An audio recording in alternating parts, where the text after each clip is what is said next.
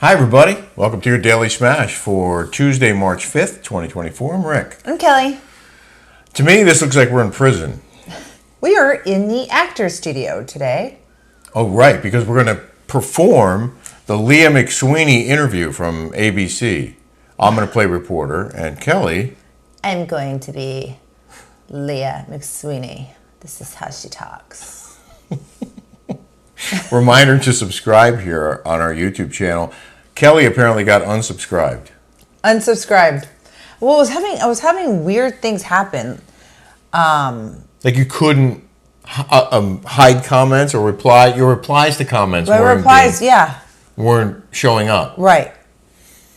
So she looks at her YouTube account and it says subscribe. I had my hair in a ponytail, so it's a little messy, especially behind this prison-looking thing. But wait, when you went on YouTube, did it say subscribe now or something like that? How did you know you were unsubscribed? Well, because I went on there and it kind of like went this way. It was weird, and then I looked and it said subscribe. Didn't say unsubscribe. It's our channel, so it's half her channel, and she was unsubscribed from her own channel. Yeah. That just doesn't seem possible to me. I couldn't believe it. I had to press the subscribe button and press that little notification bell. It was the craziest thing. We are totally getting shadow banned, I think. So can you please subscribe since Kelly was unsubscribed? That's so weird. It happens to our smashers all the time. Yeah, all the time. They say it happens. Multiple times. I did get my hair cut this morning. I don't know if you can tell. Whenever I get my hair cut, I say, Kelly, you like my haircut? She goes, it looks the same. He doesn't know what I'm doing. I don't think he's even paying attention. I know what you're doing. I knew what you were doing the whole time. You're just not paying attention? No, I just was trying to get on with the show. Oh, okay. Are we going to do a Shadow Puppets episode inside the actor's studio? Yes. We picked up, we drove to the desert today, back and forth. It's 4 hours driving from yours truly. Kelly only freaked out, I don't know, 4 times. Well, you almost died on that road. Oh, yeah. And I did. I don't want to be killed on that road. Well, you won't be. Knock on wood. You won't be. We went out there to pick up boxes of pickleball paddles. We have 2 boxes of these pickleball paddles, and we're selling them 2 for 1. We're selling the balls 3 for 1 at rickkellyshow.com. So if you buy one, put another one in the thing. If you buy 1 box of balls, you get 3 boxes of balls. If you buy 1 paddle, you get 2 paddles. We just put them in there. We pack them ourselves. Yeah. We have a lot of orders. Our ship station was dismantled in the old house. We haven't set it up yet. Yeah. But today, on this day, it will be set up. We have a lot of orders to fill. Lots. In any event, we also picked up a couple of razors. Oh, yeah. Is that what you call them? Those scooters? Yeah, scooters. Well, we need a charger. I have to look on Amazon for a charger. There was a great tip that you got today for LAX pickups because we're going to get hairy. Yes. And my glasses. Dina Burnett wrote, the key to LAX pickups, have the person take a hotel shuttle and pick them up there at the hotel. When you're getting off the freeway, have them walk out to the street. Depending on traffic, they can have a drink while waiting at the hotel bar. So you don't even have to park. That is so brilliant. It's really smart. Really smart. See, we learned so much from you smashers. If you've been to LAX, I don't know if you've ever driven the circle, like you're getting dropped off or whatever. It is the worst. I've been to a lot of airports. I think it's probably the worst one I've been to, the drive part. It could be an hour just going around that circle. I hate it. Okay, Leah McSweeney on ABC. So we would show you some clips, but there's copyright issues. We can't show clips from ABC. What? Did I not get my glasses? Oh, you need your glasses. All right, stand by 1 minute. Where's my glasses? Oh, right there. Oh. They're right there. Right there. I bought some cool ones today in Palm Desert. I don't know what happened to them. Oh, you know what else you got? Oh, those aren't the ones you bought. No, I don't know what I did with them. They might be... Did you look in my truck? Yes. And they weren't in there? They might be in the Mercedes. Oh, okay. We drove both cars different times today. We got Sage at Rancho Relaxo. It's a cool store. That's where I got those glasses. It's a cool store. It's in that center where Kyle Richards has her store. It's a cool bag. Yeah. So we have to burn this, walk through the whole house burning it? I don't know. We got to YouTube that. Yeah, exactly. Okay. Tell us, give us some tips on how to sage a house. Please. Yeah, let us know. You Also, guys are our favorite resource. I want to know your opinion on this as our location for the time being, or whether you prefer the full kitchen background, because that was my choice. But Kelly really wanted to do it like this. Because I think it's more distracting looking at the kitchen. I've always learned that, or taught that depth is good in a shot. You want depth. You want stuff in the background. You want it to be on an angle, not directly in front of a bookcase or a wall, because it's too plain. Oh. But maybe this is better. I'm open. Okay. I want to know what you guys think. Let's have a poll. Okay, so Leah McSweeney on ABC. I think the interview was done late last year, but they repackaged it with this new lawsuit. I'm going to play the reporter, and Kelly's going to be Leah. Okay? You ready? Yes. Where is it? This is where it begins, actually, right here. The headline says, Leah McSweeney accused Bravo host Andy Cohen and others of a, quote, rotted workplace culture. Cohen has denied the allegations, and now Leah. I'm glad that shows brings people joy. I just think there's a way to make shows without ruining people's lives and putting their lives in danger. Former Real Housewife of New York, Leah McSweeney, is pulling back the curtain, disclosing what she says really went on behind the scenes of the Bravo reality TV shows she worked on. It's your life on display. Correct. And your mess-ups on display. Yeah, it's a weird workplace, but it's a workplace. Filing a lawsuit this week filled with stunning allegations against Andy Cohen, Bravo, its producers, production companies, and parent networks.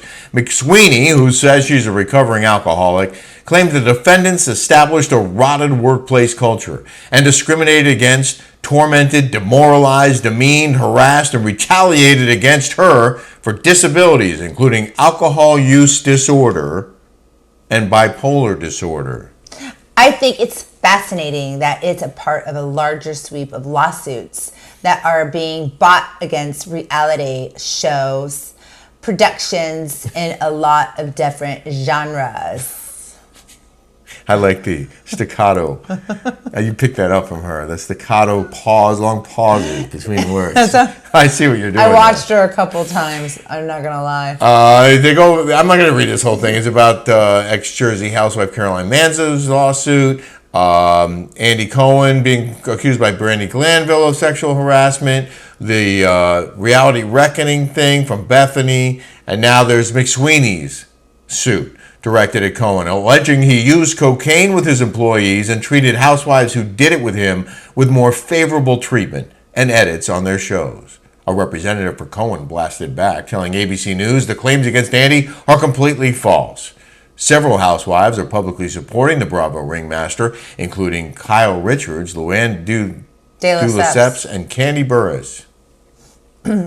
I think this is something that's not going to go away without some form of it being addressed. But late last year, McSweeney painted a darker picture of her time in reality TV in Our Interview. A fashion designer and New York City party girl of the early 2000s, she joined the Real Housewives of New York in 2019.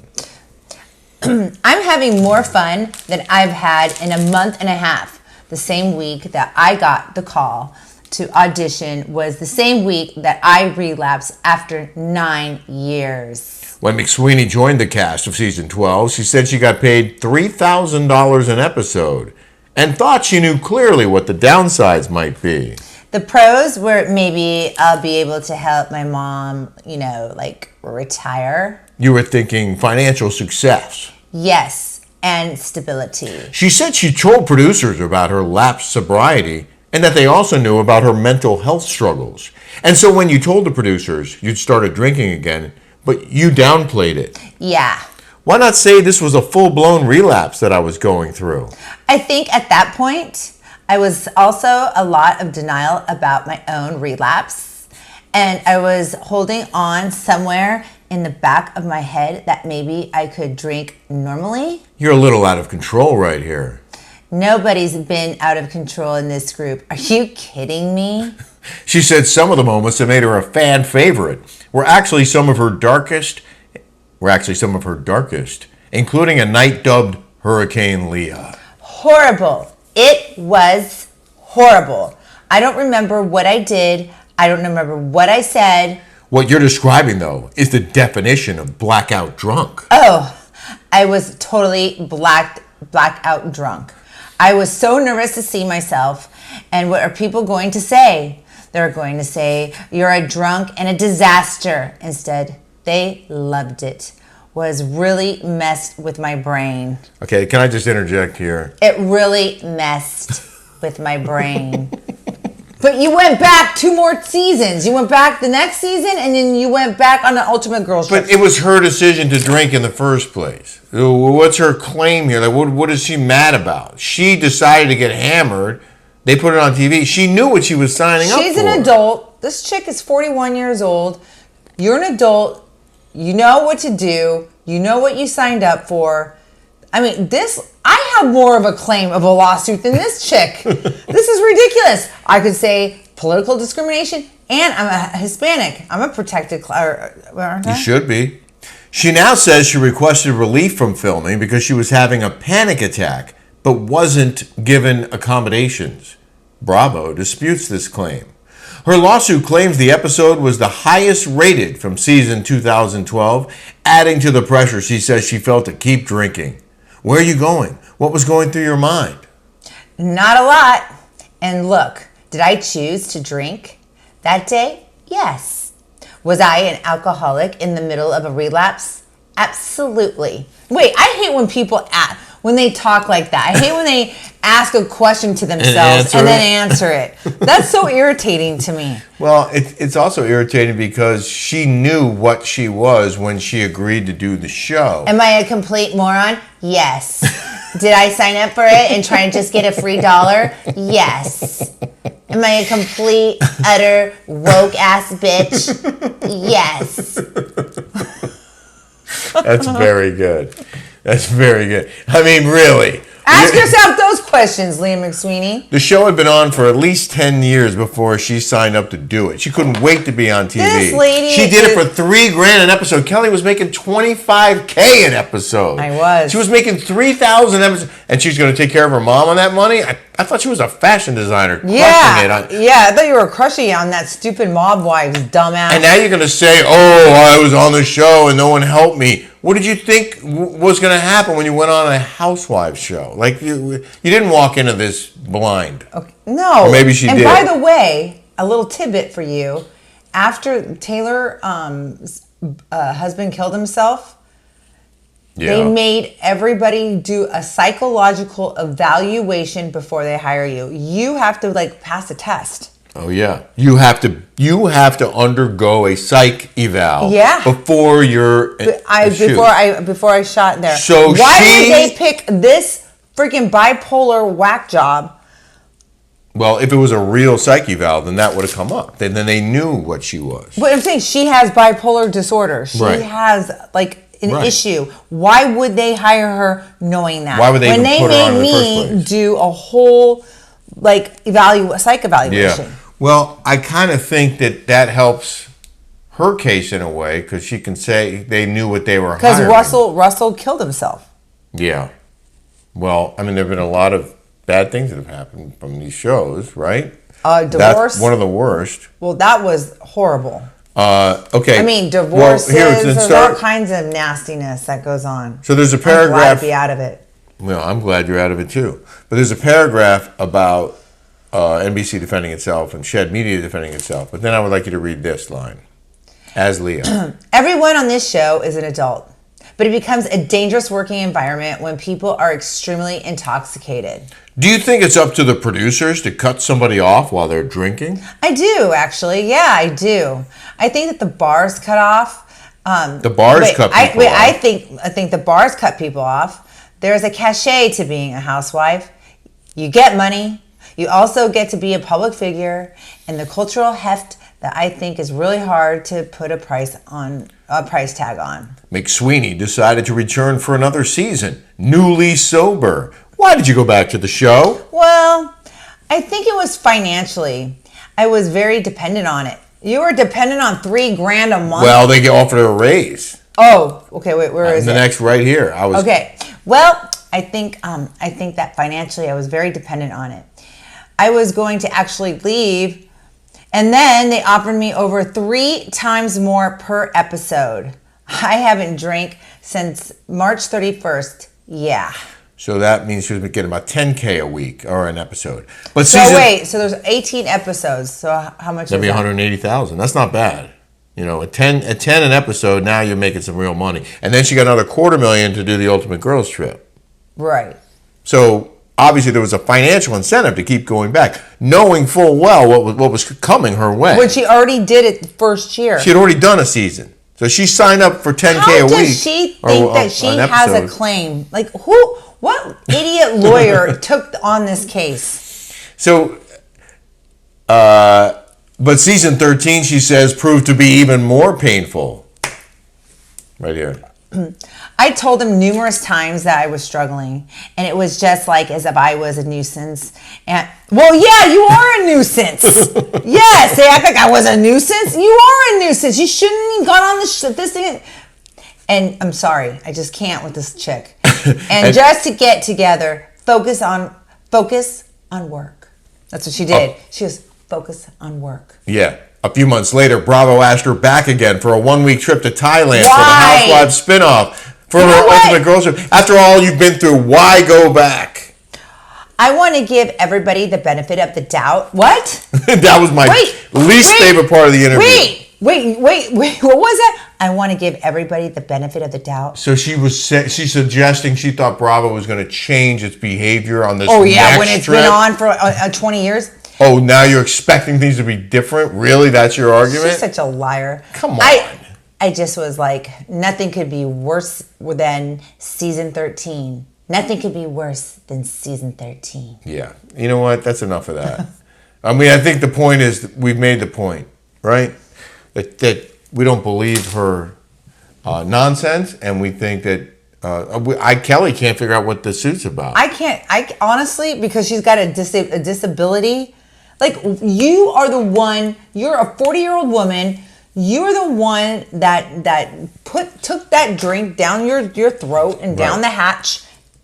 That was you.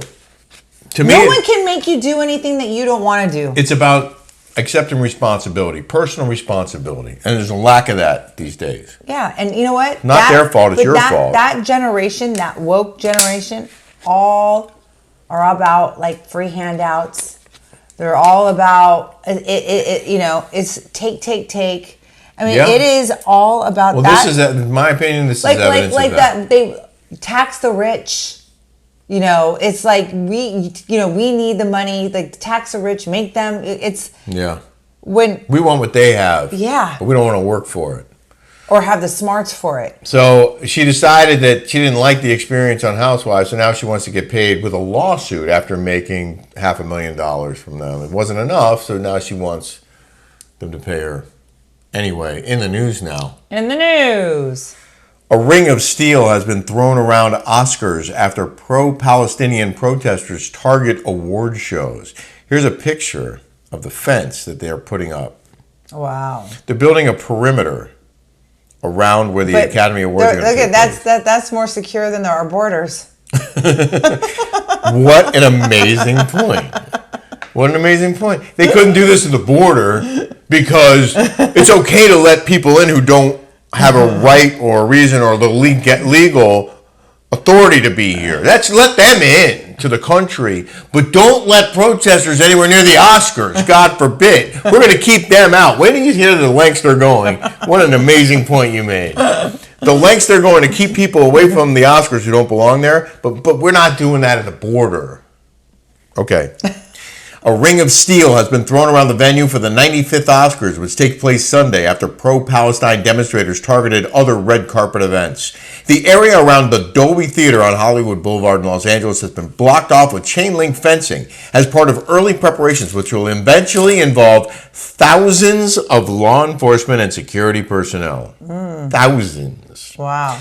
Police and organizers will want to avoid a repeat of the Grammy Awards when arrivals at LA's Crypto.com arena were brought to a halt by pro-Palestinian supporters blocking traffic by using a security fence as in previous years. The Oscars security measures will use long-standing protocols designed to prevent protesters attempting to interrupt the Sunday night show. Industry sources said they were using the same strict security as in previous years, but now they've added this fencing. I just think it is remarkable. They have bomb squads. Yeah. Wow. Pulling out all this stuff. How much money do you think they're spending on security to protect the Oscars? Wait, what does that say right there? What does that say? On Saturday, First Lady Jill Biden, because their anti-Israel demonstrators are targeting high-profile events.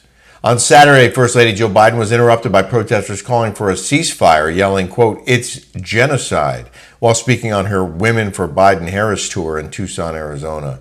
And pro-Palestinian marchers have brought chaos to New York City ever since the October 7th terror attacks in Israel, including on Saturday when the NYPD bomb squad struggled to get to an Uber in Times Square whose driver had discovered a grenade on the back seat. Did you hear about this? Mm-mm.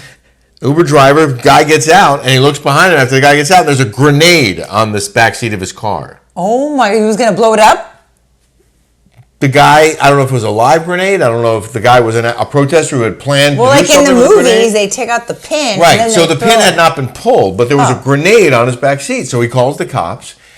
Bomb squad, new NYPD's like ESU, whatever, like emergency services, they're badass. Like they're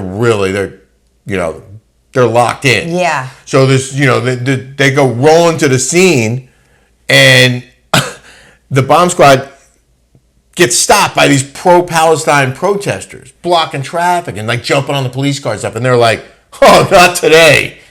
They got out and they just collared a bunch of them, arrested them. Oh, wow. Cleared the street so they could get to the grenade. But they're like, "Well, no, we're not playing. Okay, get the hell out of here." And they locked them up. Wow. But I'm sure, a prosecutor just let them walk. Dang. Without charges. I don't actually know what happened to them. Anyway, the point is, they're doing a lot more at the Academy Awards than they are at the border. Excellent. Wow. Well put, young lady. Thank you. All right, well, it's been an unusual smash, to say the least. Yes. I wonder how the ratings will be for this show with this background. Let us know what you think. That's good. I too can play this game. Bye, everybody. Bye.